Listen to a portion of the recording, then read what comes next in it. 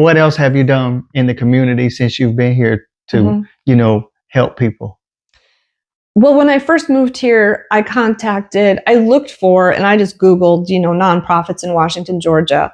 So WCCP, Wilkes County Community Partnerships came up, and Amethyst Wynn was the director. So I reached out to Amethyst pretty quickly, early spring of 2020, just to ask her about the organization and maybe what needs they had. And so she told me a lot about WCCP and, was happy to have somebody who wanted to volunteer or help. And one of the first things she said was they had a grant to get books for preschoolers in their Jumpstart program, but that grant had ended, and so they didn't have books anymore. So I said, well, hey, I think I can get some books. I'll do a book drive.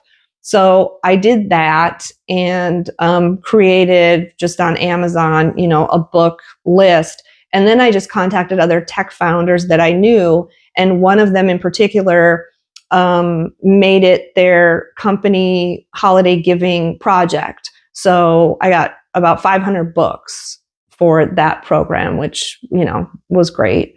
I've got some laptop computers and taught some kids in the community coding. There's this great MIT program. It's free. It's called Scratch. So just introducing kids to things like that, which was limited because of COVID, because then I think a couple kids got COVID and then we couldn't do it anymore.